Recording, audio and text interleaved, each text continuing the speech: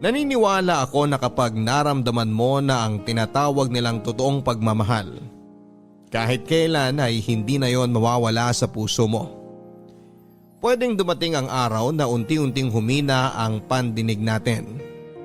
Lumabo ang ating paningin, mawala ang panlasa natin pero ang pagmamahal na minsan nating naramdaman para sa isang espesyal na tao kahit kailan ay hindi yun kukupas o mawawala. Kahit pa nga tuluyan na nating makalimutan ang lahat ng taong naging parte ng buhay natin. Papadudot, ako nga pala si Rod, 61 years old, taga Quezon Province at isang dating magsasaka. Aaminin ko na wala talaga akong hilig makinig ng radyo, lalo na ng mga drama o kahit musika pa. Laking bukid kasi talaga ako at sanay ako na nagbabanat ng buto bago pa sumikat ang araw hanggang sa lumubog ito. Wala akong ibang alam na gawin kundi ang magtanim ng palay at mga gulay noon. Pero dahil hilig ng asawa kong si Julia ang pakikinig sa radyo, lalo na ng programa mong Barangay Love Stories, kaya naman naisipan ko na ibahagi na rin ang kwento naming mag-asawa na sigurado akong kapupulutan ng maraming aral at inspirasyon ng ating mga kabarangay na nakikinig ngayon. Papadudot, bata pa lamang ay ulila na ako sa mga magulang. Tanging ang tiyahin ko na lamang na kapatid ng nanay ko ang kumupkop at nagpalaki sa akin. Pero hindi rin magaan ang buhay nilang pamilya dahil meron silang 11 anak ng asawa niya. Kaya naman nang makatapos ako ng grade 6 ay hindi na rin ako nagpumilit pa na tumuloy ng pag-aaral sa high school. Naghanap na lamang ako ng mapagkakakitaan para makatulong sa tiyahin ko. Nagsimula ako sa pagiging tagabantay at tagapaligo ng mga kalabaw sa lugar namin. Naging kargador din ako ng mga sako ng palay at gulay hanggang sa pasukan ko na ang pagsasaka noong nasa tamang edad na ako at kaya na rin ang pangangatawan ko. Papadudot, hindi madali ang buhay at trabaho naming mga magsasaka. Sa trabahong ito ko talaga nakasanayan na umalis ng bahay nang wala pang araw at umuwi ng palalim na ang gabi. Noong una ay halos sukuan ko na ang sakit ng katawan na nararamdaman ko sa araw-araw. Pero ang naiisip ko noon ay ano pa ba ang ibang trabaho na makukuha ko, grade 6 nga lang ang natapos ko. Kaya naman minahal at tinanggap ko na ng totoo ang trabaho ko bilang magsasaka. Ang hindi ko alam, eto rin palang trabaho ko ang magiging dahilan para matagpuan ko ang babaeng mamahalin ko sa panghabang buhay.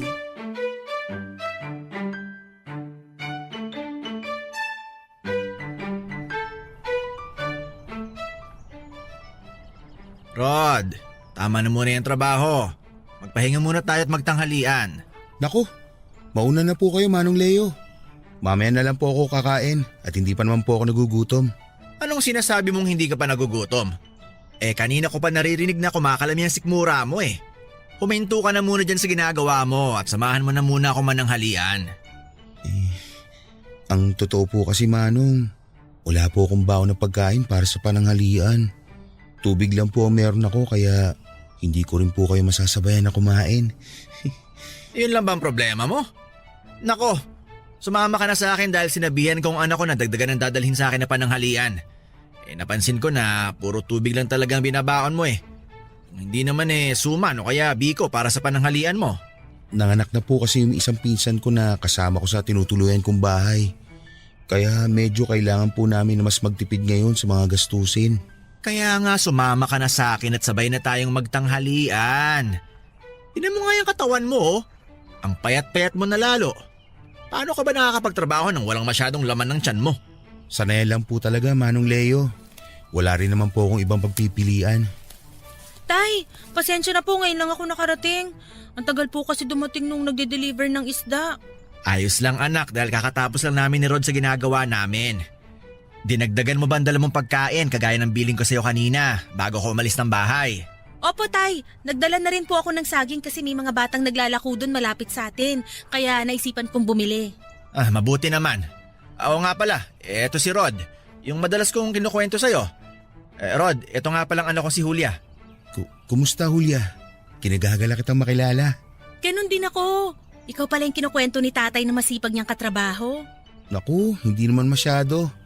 Mas masipag pa rin ang tatay mo kumpara sa akin. Ay, akin na pala yung bayong nadala mo. Ako na magdadala. Akala ko ba ayaw mong sumabay sa amin naman ng halian? Medyo nakakaramdam na po pala kasi ako ng gutom, Manong. Nakakahiya naman po kung lalambot-lambot ako mamaya pagbalik natin sa trabaho kaya sasabayan ko na po kayong kumain. Siya, sige. Pero dito ka sa may tabi at ako ang sabayan mo maglakad. Huwag yung anak ko ha. Bata pa yan at wala pa akong balak na pag-asawahin yan. Si tatay talaga oh. Hindi na po ako bata. Nasa tamang edad na po ako. Kahit nasa tamang edad ka na, kung hindi ka naman liligawan ng tama ng lalaking napupusuan mo, hindi pa rin kita papayagan mag-asawa. Kaya ikaw, Rod, kung pumapasok na kaagad sa isip mo na ligawan ng anak ko, ihanda mo ng mga buto-buto mo dahil hindi ko basta-basta pinaliligawan ng anak ko. Opo, Manong.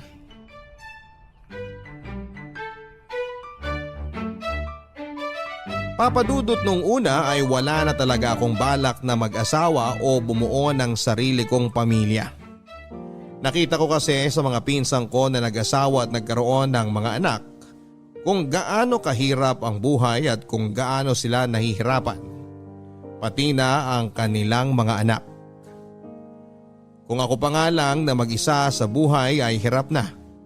Ano pa yung magdagdag ako ng kasama ko sa buhay? Pero papadudot tila nagbago ang lahat ng mga plano ko nang makilala ko ang anak ni Mang Leon na si Julia. Bago lamang silang mag-ama sa lugar namin at masasabi ko na sobrang bait talaga ni Mang Leo. Noong minsan kasi na magkakwentuhan kami at nalaman niya ang tungkol sa kwento ng buhay ko ay sinabihan niya ako na pwede ko rin daw siyang ituring na parang tatay ko dahil wala naman akong kinagisna na ama. At noong araw na ipinakilala niya sa akin si Julia, kahit alam ko na medyo pabiro ang mga bilin niya tungkol sa pagpapaligaw niya sa anak niya, ramdam ko na istrikto talaga siya pagdating sa bagay na yon. Kaya nga matagal ko ring pinag-iisipan kung dapat ko bang ituloy ang plano kong panliligaw sa kanya. Kaya lang papadudot mula nang makita at makilala ko nga si Julia ay hindi na talaga siya maalis-alis pa sa isipan ko. Palagi din akong may kaba na nararamdaman sa tuwing makikita ko siya na pilit kong hindi pinapahalata. Hanggang sa dumating na nga po ang araw na nag-decide akong umakyat na ng ligaw sa babaeng napupusuan ko, papadudot.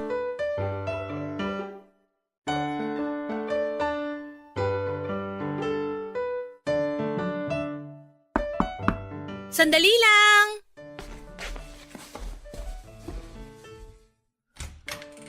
Oh, Rod, ikaw pala yan. Magandang umaga, Julia. Magandang umaga rin naman. Bakit pala napadaan ka? Wala pa si tatay nasa palengke pa. Pero pauwi na rin siguro siya. May bibilin ka ba?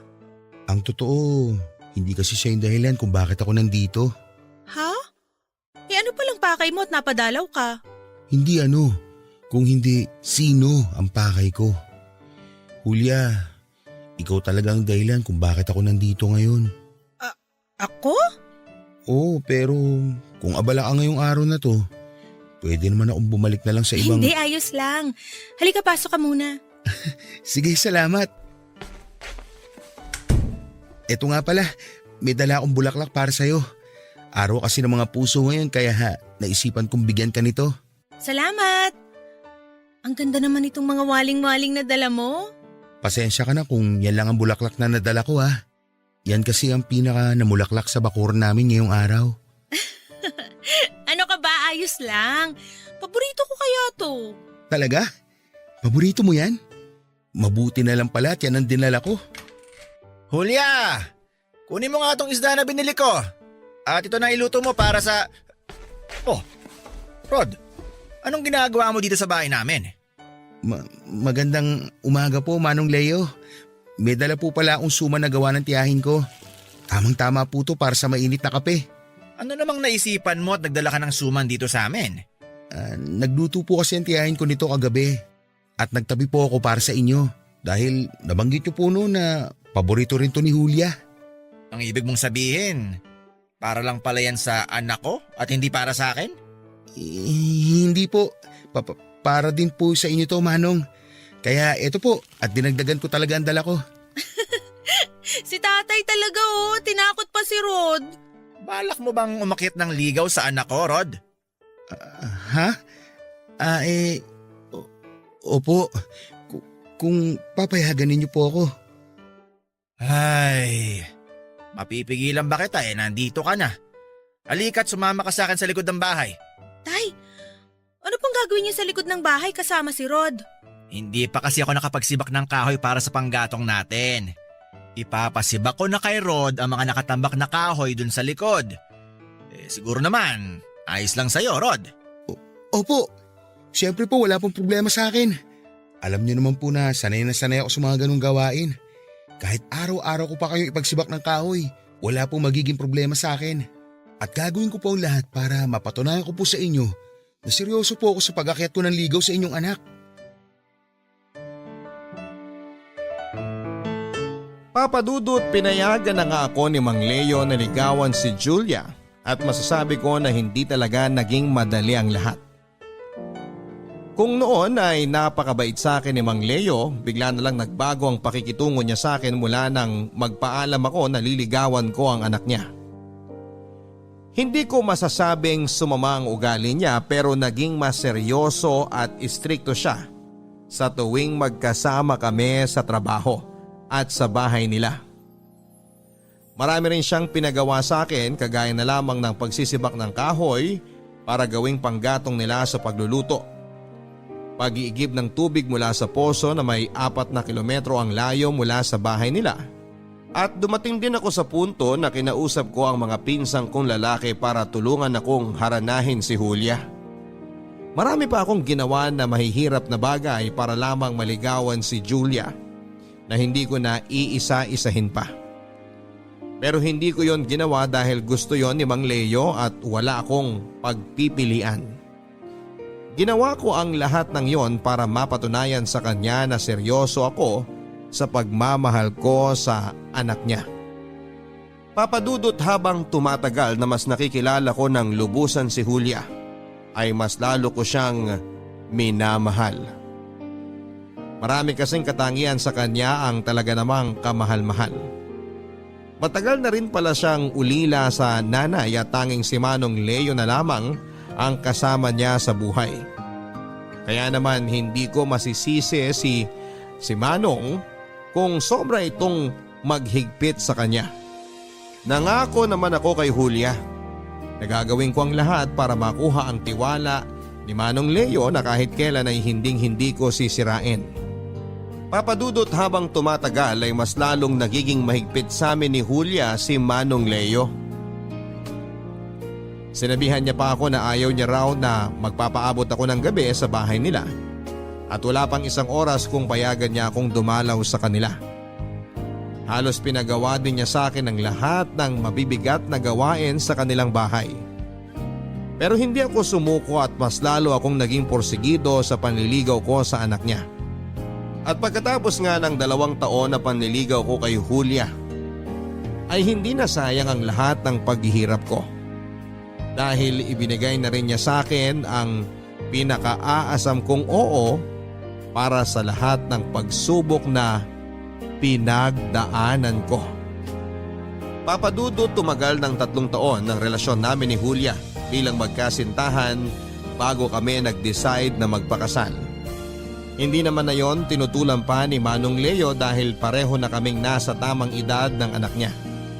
At sa araw ng kasal namin ay binigyan kami ni Manong Leo ng sariling bahay at lupa na pwedeng sakahan bilang regalo niya sa aming dalawa. Papadudot, naging napakasaya ng unang mga taon ng pagsasama namin ni Julia. Doon ko rin siya mas nakilala at mas lalong minahal. Noon ko rin po na-realize na hindi talaga nagkamali ang puso ko sa pagpili ng babaeng mamahalin nito. Sobrang maasikaso, malambing at mapagmahal na asawa kasi ni Julia. Palagi niya pa rin kaming dinadalhan ni Manong Leo ng pananghalian kahit pa ipinagbubuntis na niya ang unang anak namin. Hanggang sa makapanganak na nga siya at nasundan pa ng 3 ang mga anak namin. Papadudot, habang lumalaki ang mga anak namin ay mas lumalaki rin ang mga gastusin sa bahay. Nagsimula na kaming magipit at dahil ako ang padre di pamilya sa bahay ay ayokong masanay kami na palaging humihingi ng tulong sa tatay niya. Kaya naman ginawa ko ang lahat para makapag-abot ng sapat na pera kay Julia para sa bahay. At kung hindi man sapat ang perang inabot ko, si Julia naman ang gumagawa ng paraan para mapagkasya yon. At kahit gaano pa kami nagigipit na mag-asawa, kahit kailan ay hindi niya ako inaway o sinumbatan sa perang inabot ko sa kanya na para sa pamilya namin. Wala akong naririnig na reklamo sa kanya at pilit niyang pinagkakasya ang lahat para sa amin. Kahit malaki o maliit man ang inaabot ko sa kanyang pera, palagi lang siyang malambing sa akin, maasikaso at maalaga, Papadudot. Sinisigurado niya na pagdating sa bahay ay wala na akong ibang gagawin kung hindi ang magpahinga na lamang. Ganon siya kabait, Papadudot. Ganon kabuti ang asawa ko.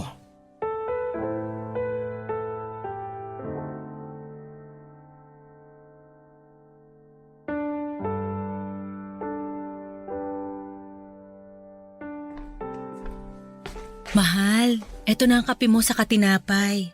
Magpahinga ka muna at magmerienda. Maya-maya pa uwi na rin ang mga anak natin mula sa eskwela. Mabuti naman dahil papalubog na rin ang araw. Ayokong abutan sila ng gabi na nasa labas pa rin ng bahay. Naku, ang asawa ko. Habang tumatagal, nagiging mahigpit na tatay talaga. Hayaan mo nang paminsan-minsan makapaglakwatsya ang mga bata. Ayoko lang nasasanay silang palaging nasa labas ng bahay na to.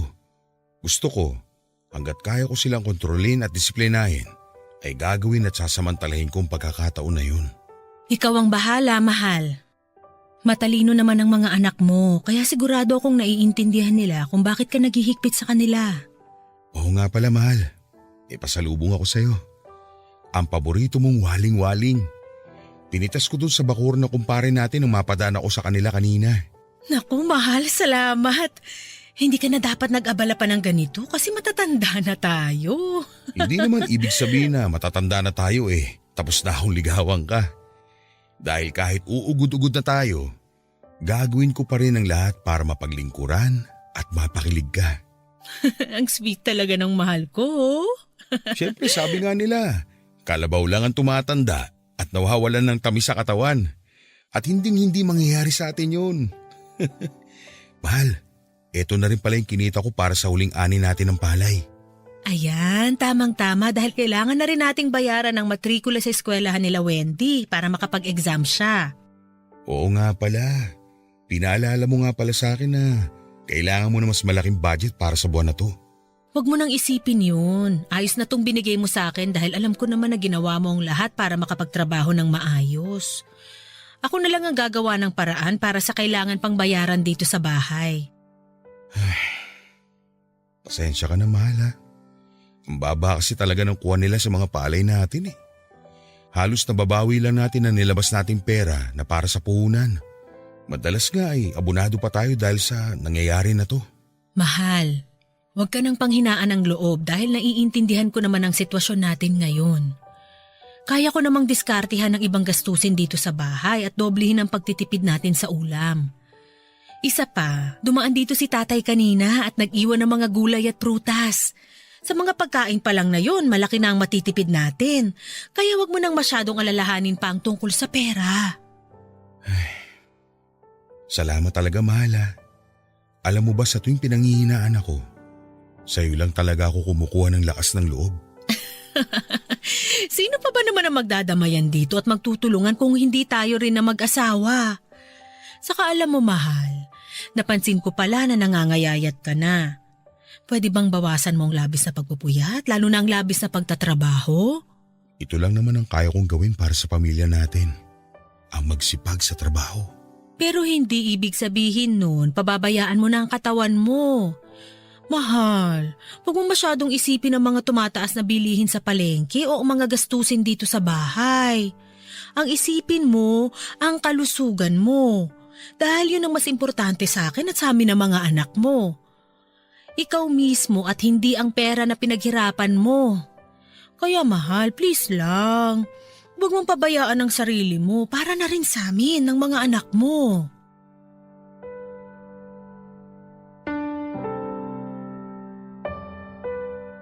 Papadudot, isa sa mga bagay na minahal ko kay Julia ay ang pagiging sobrang maalalahanin at maalaga niya. Palagi niya akong inuuna at ang mga anak namin kesa sa sarili niya. Palagi niyang pinaparamdam na kami ang buhay niya. Kaya dapat ay mas palagahan namin ang aming mga sarili kesa sa kinikita kong pera sa trabaho. Papadudot, sabi nga nila ay walang hindi kakayanin ng mag-asawa. Basta nagtutulungan at sabay silang dalawa na nagsusumikap. Dahil pagkalipas ng halos 30 taon na pagsasama namin ni Julia bilang mag-asawa, ay unti-unti nang gumaan ang buhay namin sa wakas. Napagtapos na kasi namin sa kolehiyo ang 2 anak namin at tumutulong na sila sa amin ni Julia sa mga gastusin sa bahay. Nang mga panahon na yon ay wala na nga akong mahihiling pa para sa pamilya namin, Papadudot. Dahil kahit paano ay nakikita ko na unti-unti na naming nalalampasan ang bawat pagsubok na ibinabato sa amin. Kaya nga hindi ko talaga makakalimutan ang magpasalamat sa Diyos para sa mga biyayang ibinibigay sa amin, lalo na sa akin. Meron akong 4 na matatalino at masunuring mga anak. Meron pa akong mapagmahal at maalaga na asawa. Papadudot, akala ko ay pwedeng pangmatagalan ang kasiyahan na nararanasan namin at ng pamilya ko. At akala ko rin ay tapos na ang mga pagsubok na ibinigay sa amin upang kami ay mas lalong patatagin. Ang hindi ko alam ay magsisimula pa lang pala ang mas mabibigat na mga pagsubok. Papadudot, 2 linggo bago namin ipagdiwang ang aming 31st wedding anniversary ay nakatanggap kami ng isang napakasamang balita. Umuwi kasi noon ang tatay ni Julia sa Bicol at nalaman na lang namin na nasa biyahe pa lamang ay binawian na ito ng buhay dahil biglang inatake sa puso. Papadudot, hindi naging madali para kay Julia at sa pamilya namin ang nangyaring yon kay Manong Leo. Alam ko kasi kung gaano kamahal na ang asawa ko ang biyenan ko. Bago pa ako dumating sa buhay niya ay silang 2 na ang magkasama. Kaya naman dinamayan ko siya sa abot ng aking makakaya.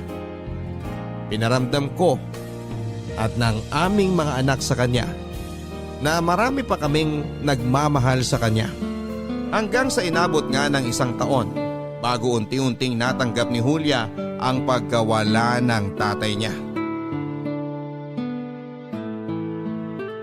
Mahal, mabuti naman at gising ka na.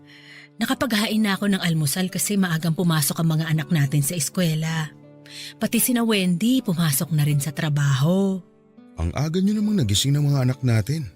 Samantalang ako, ngayon pala magsisimula ang araw ko. Ganun talaga, mahal. Para maaga rin ang pasok ng mga biyaya dito sa bahay natin. Makita pa lang kita sa umaga at makasabay sa almusal eh. Wala na akong biyaya pang hihintay na dumating sa buhay ko. Ang aga-aga, nambobola ka na kagad dyan. Inumin mo na nga tong kape mo bago pa lumamig. May pandesal na rin dito na pinalamanan ko ng keso. Binili ko to kanina lang dyan sa bakery sa labas. Sige mahal, salamat. Medyo nagugutom na rin talaga ako. Teka mahal, bakit ganito ang lasa ng kape mo? Bakit? Masyado bang naparami ang lagay ko ng asukal? Hindi mahal eh. Pero may mali sa lasa nito. Teka, asin bang nilagay mo dito sa halip na asukal? Ha? Hindi. Siyempre asukal lang nilagay ko dyan. Para kasing asin eh. Saka bakit itim ang palaman nitong pandesal? Akala ko ba keso to? Kaya naman pala itim ito eh. Kasi kape itong nakapalaman sa pandesal. Paano naging kape yan? Keso ang nilagay ko dyan. Sigurado ako. Ito pa nga ang keso na hiniwa ko. Teka. Bakit nga ba walang bawas tong keso na to? Ito rin yung pinalaman ko sa pandesal na baon ng mga anak natin. Rod, maniwala ka. Keso talaga ang pinalaman ko sa pandesal na yan. Keso at hindi kape. Mahal, umalma ka muna. Naniniwala ako sa mga sinasabi mo. Huwag ka nang umiyak. Hindi ko kasi maintindihan kung bakit naging kape ang mga nasa tinapay na yan. At kung bakit ganyan ang lasa ng kape mo. Baka nagkamali ka lang ng tingin kanina. Hayaan mo na. Pwede ko naman kainin tong tinapay kahit kape ang palaman eh. Mahal naman eh. Huwag kang ngang magbiro ng ganyan. Hindi ako nagbibiro. Ayos lang talaga sa akin. Mas okay sa akin na kainin ng mga ito kaysa masayang pa. Kaya huwag ka nang umiyak at mag-alala sa almusal na nakahain dito sa lamesa. Dahil uubusin ko ang lahat ng ito. Pero mahal, napapansin ko lang na napapadalas ang pagiging makakalimutin mo dito sa bahay. Nung isang beses, nakalimutan mo na patayin ang apoy sa kalan. Tapos nagsaing ka. Bigas lang ang laman ng kaldero.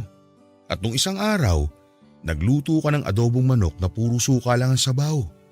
Mahal, sa tingin ko kailangan na nating… Ayos lang ako, mahal. Ayokong dumagdag sa mga gastusin dito sa bahay. Pero baka kasi may mga gamot ka lang na kailangang inumin para hindi ka maging makakalimutin. Kaya siguro mas mabuti kung kukonsulta na tayo sa doktor. Mahal, hindi pa natin tapos bayaran ang mga naiwan na utang ni tatay bago siya namatay. Kaya ayoko munang magdagdag ng panibagong gastusin. Isa pa, ayoko ring maging pabigat sa mga anak natin. Pasensya na talaga kung nagkakaganito ko nitong mga nakaraang araw. Pipilitin ko na lang na ayusin ang bawat kilos ko dito sa bahay. Mahal, huwag mong isipin na pabigat ka. Wala kang kasalanan dahil hindi mo ginusto kung may mga bagay ka nakakalimutang gawin. Basta kung may kakaiba kang nararamdaman o nahihirapan kang kumilos, magsabi ka lang kagad sa akin. Ay, oo, mahal. Pasensya na talaga.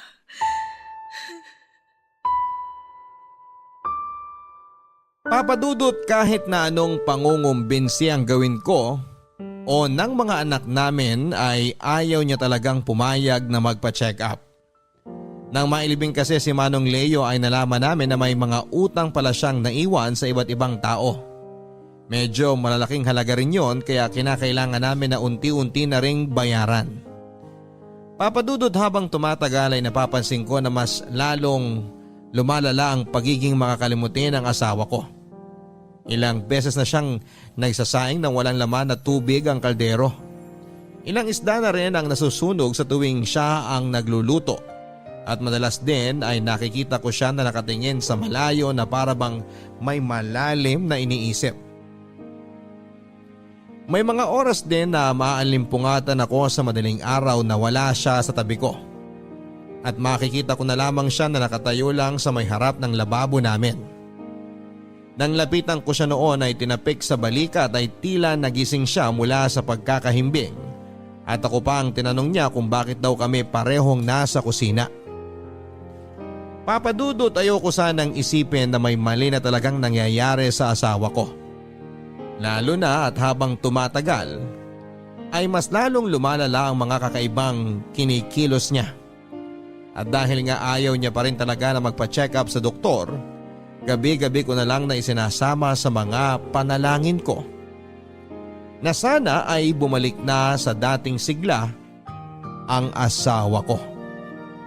Papadudot hindi ko alam kung nagkataon lang ba na noong mga sumunod na araw ay nagsimula na muling maging maayos ang kinikilos ng asawa ko. Paminsan-minsan ay may nakakalimutan pa rin siyang gawin pero hindi na umaabot sa punto na nagsasayang siya ng bigas lang ang laman ng kaldero. Kahit paano tuloy ay nababawasan na ang mga pag-aalalang nararamdaman ko para sa asawa ko. Kaya hindi ko na rin siya muli pang pinilit na magpatingin sa doktor, Papa Dudut. Batid kong meron talagang dinaramdam ang asawa ko pero pilit niyang kinakaya ang lahat at sinasarili niya. Kilala ko din kasi siya bilang isang matapang at independent na babae. Yung tipo na ayaw niyang maging pabigat sa ibang tao kahit pa nga sa amin na pamilya niya. Kaya mas gusto niya na siya ang nagdadala sa amin at nag-aalaga at nag-aasikaso. Pero papadudot na nga ako kaming dalawa sa harap ng altar na magsasama kami sa hirap at sa ginhawa. Kaya sa pagkakataong ito, ako naman ang handa na mag-asikaso at mag-alaga sa kanya kung kinakailangan.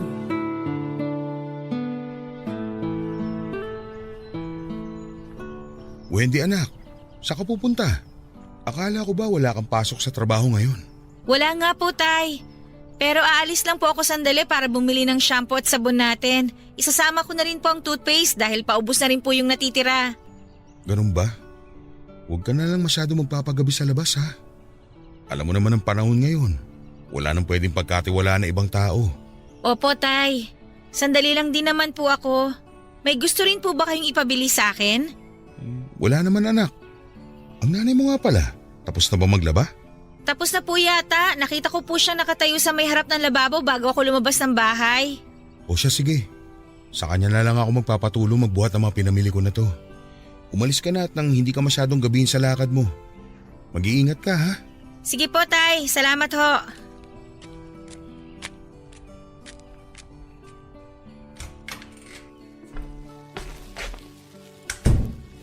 Mahal, pakitulungan naman ako dito sa mga dala kong gulay at prutas oh. Bumili na rin kasi ako ng bigas sa nadaanan kong tindahan. Mahal, nandiyan ka ba sa kusina? Mahal, kanina pa kita tinatawag. Ano ba kasing ginagawa mo dyan sa kusina at… Diyos ko mahal, bakit napaagulo dito sa kusina? Saka bakit nakaupo ka dito sa sahig? Naku, naihi ka na pala dito sa duster mo. Mahal, naririnig mo ba ako? Tumingin ka sa mga mata ko, mahal. Mahal, gumising ka na sa pagkakatulala mo. Tumingin ka sa mga mata ko, mahal. Sino ka? Mahal, sa wakas nagising ka na. Akala ko kung ano nang… Huwag mo ako hawakan! Sino ka ba talaga? Umalis ka sa harap ko, kung hindi, sisigaw talaga ako! Julia, ano ba nangyayari sa'yo? Ako to, si Rod, ang asawa mo. Rod? Wala akong kilalang Rod! Umalis ka dyan dahil hindi kita kilala! Julia, ano ba talaga nangyayari sa'yo? Sino ka ba talaga? Bitiwan mo nga ako! Huwag mo ko yakapin! Bakit ba hindi mo ako makilala? Ako nga to ang asawa mo. Bitiwan mo ako! Huwag mo ako yakapin! Bitiwan mo ako!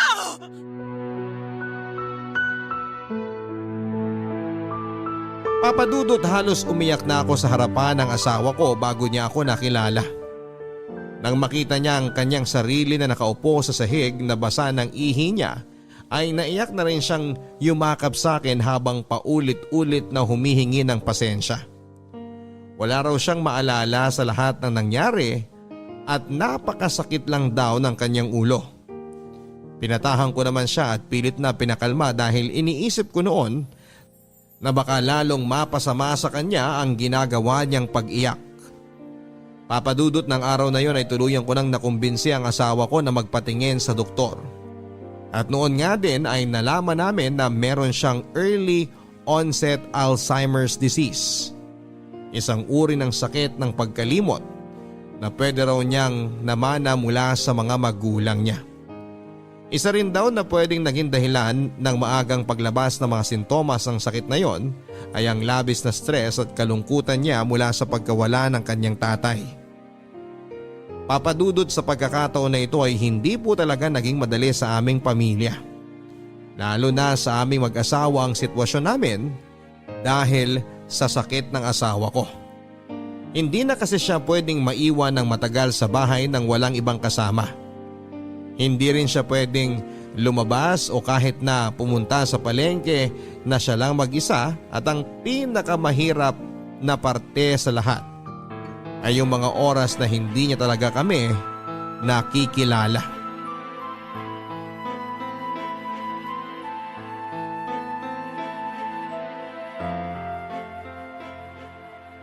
Umalis ka dito, magnanakaw ka! Nay, ano bang sinasabi niyo magnanakaw? Ako po ito. Anak niyo ako, si Wendy. Napakasinungaling mong babae ka! Wala pa akong anak kaya umalis ka dito sa pamamahay namin ng asawa ko bago pa kita ipabarangay! Nay naman eh. Pagod ako galing trabaho, wag naman po kayong ganyan. Aalis ka ba dito o babatuhin kita nitong timbang hawak ko? Nay, tama na po! Tumigil na po kayo sa paghuwala ninyo! Ako nga po ito, si Wendy! Yung panganay ninyong anak! Hindi ka ba talaga aalis na babae ka? Teka nga, kukuha ko ng kutsilyo para… Wendy anak, ano ba nangyayari dito? Julia, bakit may hawak ang timba? Naku mahal, mabuti at nakauwi ka na. Itong babae na to, nagpupumilit na pumasok sa kwarto. Tay, kanina pa po ako dito. Ayaw po akong papasukin ni nanay sa kwarto kasi hindi niya ako makilala. Pagod na po ako sa trabaho at gusto ko na po magpahinga, Tay. Bakit dito ka sa bahay namin magpapahinga? Hindi ka naman namin kaano-ano. Kung gusto mong magpahinga, doon ka sa bahay nyo. Julia mahal, tama na. Wendy, bumili ka muna ng mantika. Magpiprito ko ng isda. Pero Tay… Sige na anak, para pagbalik mo dito, maalala ka na ng nanay mo. Sige na nga po. Kakainis naman oh. Bakit ba tinatawag mo na anak ang babaeng yon? At bakit ba paulit-ulit niya akong tinatawag na nanay? Dahil anak natin siya, mahal. Paano nangyari yon? Kakakasal lang natin noong isang buwan. 31 years na tayong kasal, mahal. May mga anak na rin tayo. At ang babae na kanina mo pa pinapaalis ay ang panganay nating si Wendy. Pero paano ngang nangyari yon? Bakit hindi ko sila…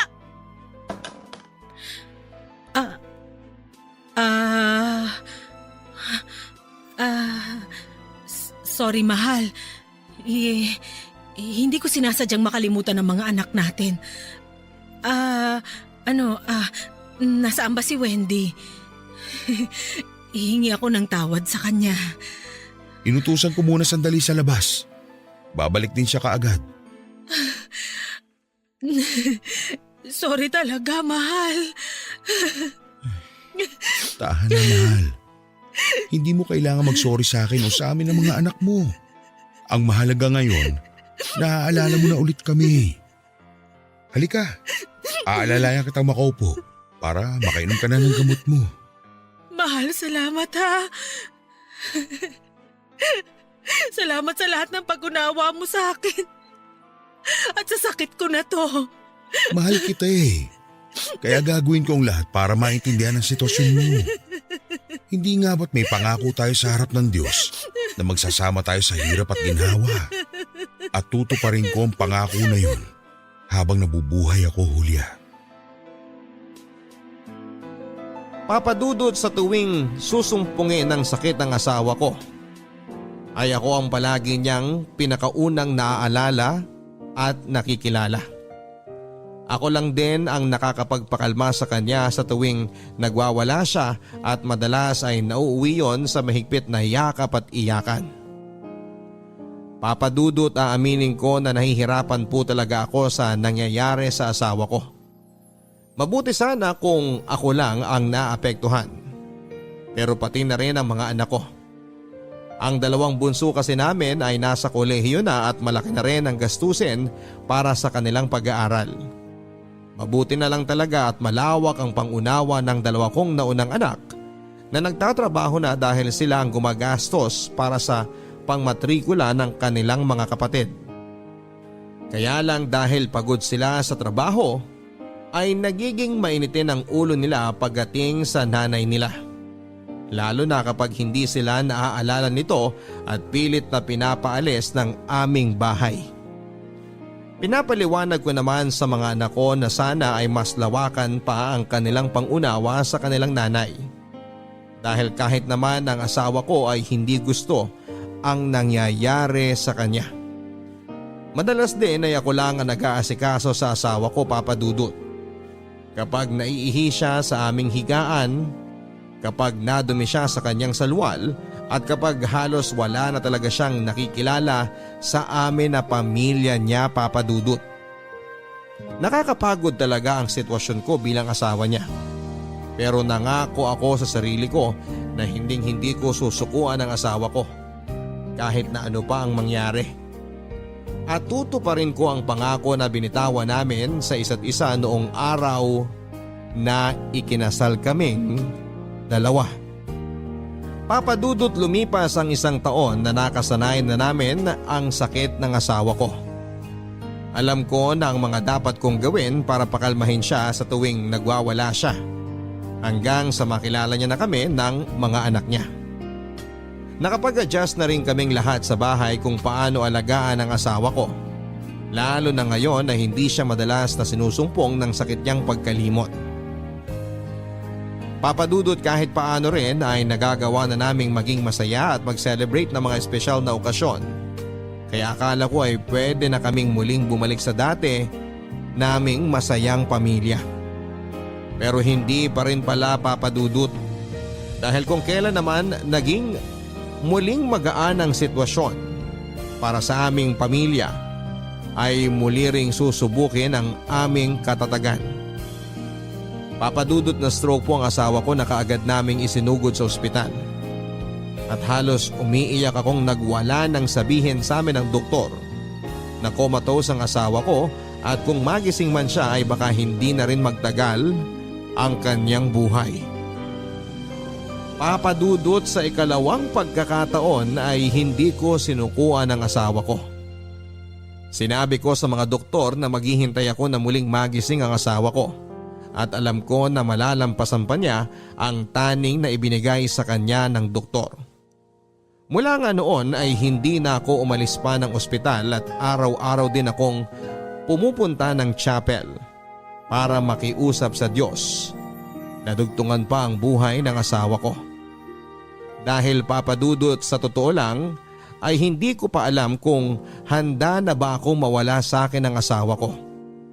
Kung handa na ba akong iwanan niya ako. Sa loob ng mahigit na 30 taon ay siyang naging buhay ko.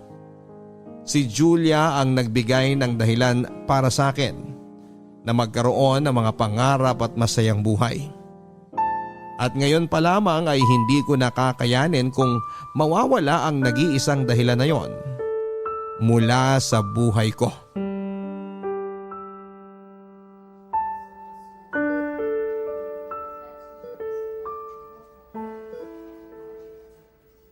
Tay, dinalhan ko po kayo ng pagkain tsaka damit na pamalit sa suot ninyo ngayon. Salamat, Wendy. Iwan mo na lang muna dyan at mamaya na ako kakain. Sige po. Nakausap ko po pala yung doktor kanina. Ang sabi niya, stable na raw po si nanay at pwede na siya magising anumang oras. Sinabi niya rin yan sa akin kagabi, anak. Kaya nga, kahit papano ay gumagaan na ang loob ko ngayon. Pero tay, alam niyo na rin po siguro na sa oras na magising si nanay, pwede pong… Anak, magtatagal pa ang buhay ng nanay mo. At naniniwala ako na matagal pa rin natin siya makakasama. Ay, sige na. Iwan mo na lang muna kami dito ng nanay mo. Sige po tay, bibili lang po ako ng kape sa kantin.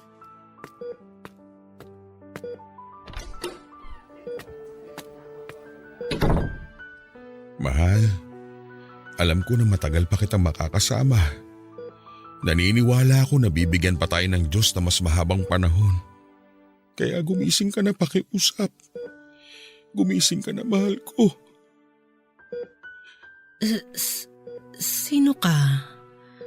Bakit ka umiiyak? At bakit hawak mo ang kamay ko? Mahal, nagising ka na. Magkakilala ba tayo? Oo, ako yung lalaking nagdadala palagi sa'yo ng bulaklak dati. Eto nga may mga bagong pitas din ako kanina lang. Mga waling-waling. Ito yung bulaklak na naging paborito ko mula nang dalin sa akin ng isang manliligaw ko nung araw ng mga puso. Naging paborito mo lang to nung araw ng mga puso. Oo.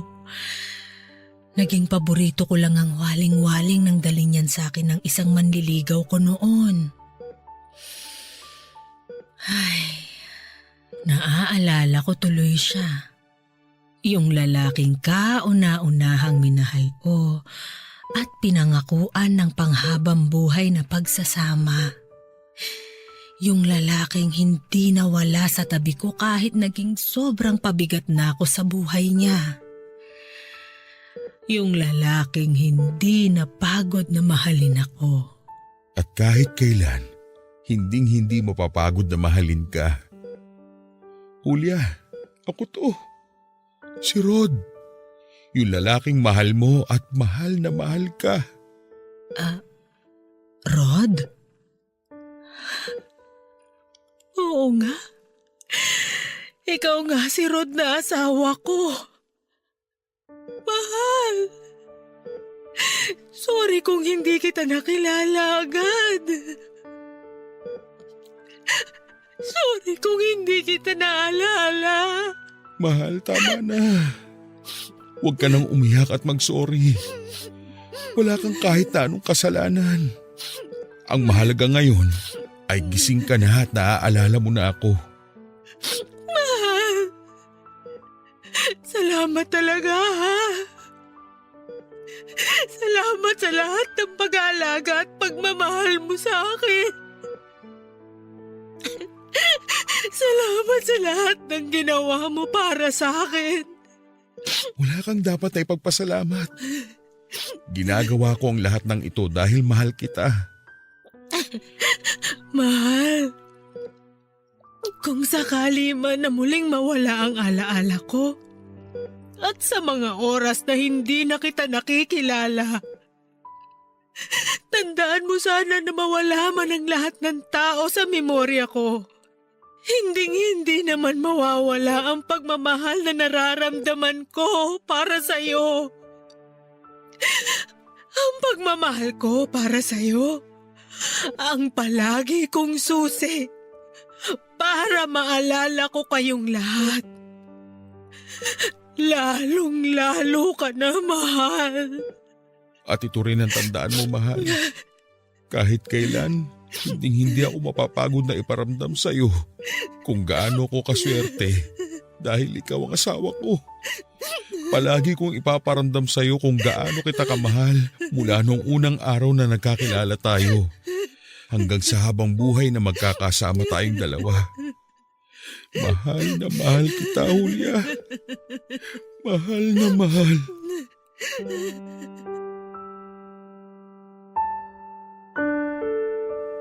Papadudot, 3 araw lang pagkatapos ng naging pag-uusap namin ay kinuha na rin po siya sa amin ng poong may kapal. Napakahirap po sa totoo lang dahil kahit kailan ay hindi ko naisip na mauuna pa siyang mawala sa akin. Nasanay ako na palagi siyang nandyan lamang sa tabi ko at inaalagaan ako. Kahit pa nga po bumaliktad ang sitwasyon namin, at dumating sa point na ako nang nag-aalaga sa kanya ay hindi ako nagreklamo. Mas gusto kong alagaan siya basta makasama ko lang siya ng mas matagal. Pero hindi pala talaga pwede na makasama mo ng habang buhay ang taong pinakamamahal mo. Dahil kahit gaano pa katibay ang pagmamahalan ninyo para sa isa't isa ay tadhana na mismo ang gagawa ng dahilan upang magkahiwalay kayo sa paraan na alam niya. Naisip ko tuloy noon kung bakit pa ba tayo nakakaramdam ng pagmamahal? Kung sandali lang naman tayong magiging masaya at mas matagal pa ang paghihirap na mararanasan natin kapag kinuha na sa atin ang mahal natin. Papadudot, mula nang mailibing ang asawa ko ay hindi na ako naging palakibo sa mga anak ko. At aaminin ko na napakalaki din ang nagbago sa aming bahay.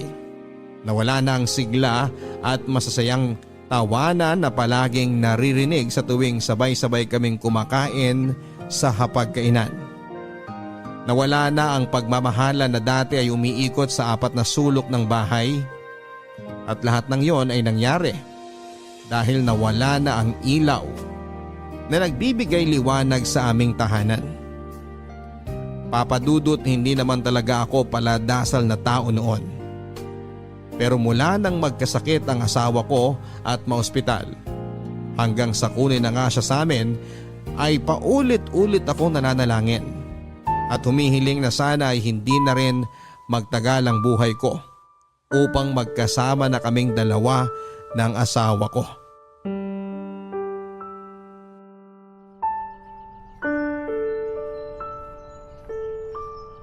Mahal, kamusta ka na dyan? May dala nga pala akong paborito mong bulaklak na waling-waling. Mga bagong pitas yan mula sa bakuran ng kumpare natin. Mahal, miss na kita. Habang tumatagal na hindi kita nakakasama, pakiramdam ko lalo ako nanghihina. Mahal, baka pwede namang pakiusapan mo ang Diyos na pasunurin na ako sa iyo kaagad. Kasi parang hindi ko na kaya. Hindi ko na kayang gumising sa umaga nang wala ka sa tabi ko, mahal. Mahal, sobrang miss na kita. Kung alam mo lang. Tay, sabi ko na nga ba dito ko kayo mahahanap sa may puntod ni nanay eh. Pauwi na rin ako maya-maya lang. Mauna ka na at palalim na ang gabi. Susunod na lamang ako. Hihintayin ko na po kayo para sabay na po tayong umuwi. Wendy anak, may isang tanong lang ako sa iyo. Naging mabuti ba akong ama sa inyo ng mga kapatid mo? Sobra po, Tay. At kung bibigyan man po ako ng pagkakataon na makapili ng magiging magulang ko sa susunod na buhay ko, kayo pa rin po ni nanay ang pipiliin ko na maging magulang. Mabuti naman kung ganoon. Alam mo kasi sa totoo lang, iniisip ko kung naging mabuti rin ba akong asawa sa nanay ninyo. Bago pa man po magkasakit si nanay noon, naikukwento niya na po sa aming magkakapatid kung paano po kayo nagsimula bilang magkasintahan hanggang sa maging mag-asawa na po kayo at maging anak ninyo kami. Tay, paulit-ulit pong sinasabi ni nanay sa amin kung gaano siya kaswerte na nakilala niya kayo at naging asawa. Mas maswerte ako sa nanay ninyo. Maswerte ako na ako ang pinili niyang makasama sa habang buhay. Kaya lang, hindi pala talaga pwedeng habang buhay, ano? Hindi tayo pwedeng maging masaya na kasama ang mga mahal natin habang buhay. Sorry, Wendy, ha? Sorry sa inyo ng mga kapatid mo. Ang totoo kasi, ang hirap lang talagang tanggapin ang lahat na nangyayari sa atin. Ang hirap tanggapin na gigising ako sa umaga na hindi ko nakatabi ang nanay ninyo. Na kahit kailan ay hindi ko na siya magagawa pang yakapin. Tay, alam niyo po ba na sa huling mga araw na nakasama natin si nanay, sa tuwing magigising po siya noon ay wala siyang ibang bukang bibig kung hindi kayo? Kahit po nung nasa bahay pa po si nanay, madalas wala siyang ibang naaalala kung hindi kayo lang. Mahal na mahal niya po kayo, Tay. Ganun din naman ako sa kanya. Pero wala na nga siya, Wendy. Kinuha na sa atin ang nanay mo at hanggang ngayon hindi ko yun matanggap. Alam ko naman po na napakahirap talagang tanggapin ang bagay na yon. Pero hindi lang naman po kayong nawalan, Tay. Pati rin po kaming mga anak ninyo. Hindi naman kasi madali ang lahat, anak. Napakahirap para sa akin ang pagkawala ng nanay ninyo. Siguro nga po, hindi namin talaga maiintindihan ang sakit na pinagdadaanan ninyo ngayon dahil kayo po ang mas matagal na nakasama ni nanay. Pero Tay, hindi rin naman po niya gugustuhin na makita kayo nagkakaganyan. Dahil kahit tanungin niyo po ang mga kapatid ko, ilang ulit po niyang ibinilin sa amin na huwag naming hahayaan na makulong kayo sa lungkot dahil sa pagkawala niya.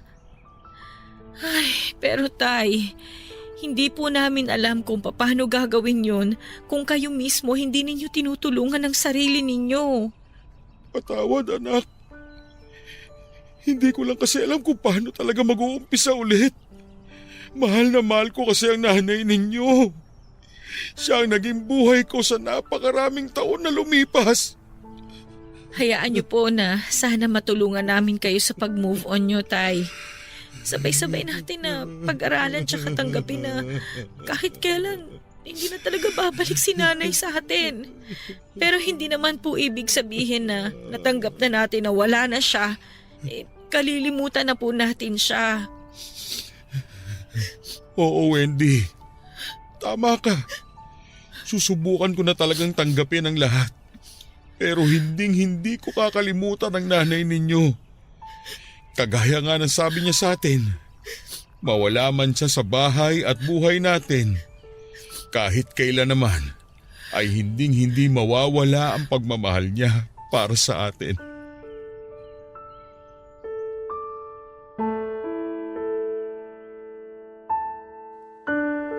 Papa Dudut, alam kong tama naman ang lahat ng sinabi ng anak kong si Wendy. Kung nakikita lamang ako ng nanay niya na nakakulong sa matinding kalungkutan dahil sa pagkawala niya, ay hindi siya matutuwa. At pwede niya ring ikalungkot ang nangyari sa amin kung nasaan man siya ngayon.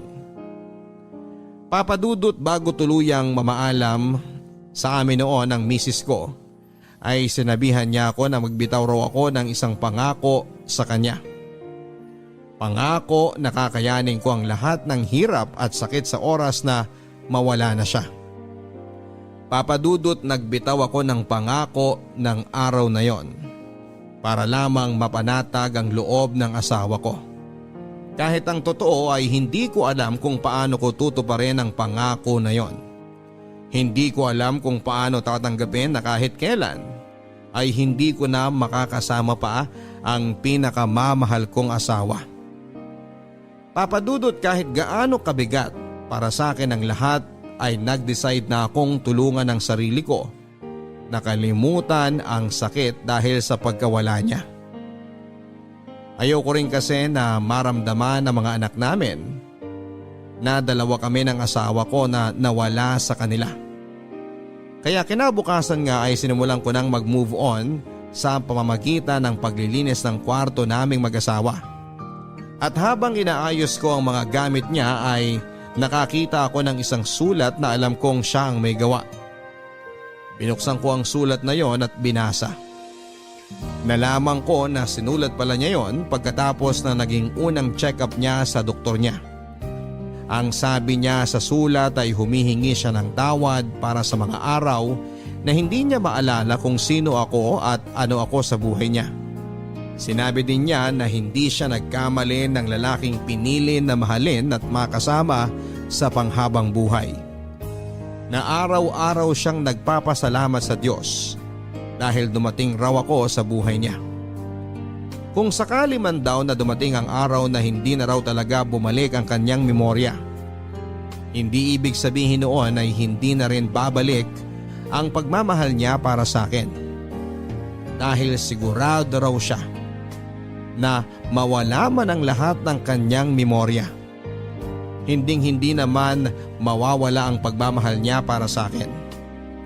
At sa huling parte ng sulat na yon ay nangako siya na sa oras na mauna man siyang mawala sa akin at nagkaroon siya ng pagkakataon na makita niya ang Diyos sa langit, hihiling daw siya na paulit-ulit na sana ay ako pa rin ang lalaking ibibigay sa kanya ng Diyos upang mahalin at pangakuan ng habang buhay. Papa Dudut, nang matapos kong basahin ang sulat ng asawa ko ay natagpuan ko na lamang ang sarili ko na umiiyak habang niyakap ang papel na hawak ko. Muli kong naramdaman ang bigat at sakit dahil sa pagkawala niya. Pero nangako ako ng araw na yon na gagawin ko ang lahat para kahit paano ay hindi na malungkot ang asawa ko sa tuwing makikita niya ako mula sa langit. Na ipapakita ko sa kanya na kinaya kong magpatuloy sa buhay at tuparin ang pangako sa kanya bago siya mawala. Papadudot, may 2 taon na rin po ang nakakalipas mula nang mawala ang misis ko. At aaminin ko na hanggang sa ngayon ay nahihirapan pa rin ako sa tuwing gigising ako sa umaga at mapagtatanto ko na hindi ko nakatabi ang asawa ko. May mga umaga rin at gabi na umiiyak ako dahil miss na miss ko na siya. Nahihirapan pa rin ako hanggang sa ngayon pero pilit kong kinakaya ang lahat. Dahil alam ko na darating ang araw na muli kaming magkikita ng babaeng una at huling mamahalin ng puso ko. Muli kaming bibigyan ng Diyos ng pagkakataon na magkasama at maging masaya hindi lang sa mundong ito, kung hindi pati na rin sa kabilang buhay.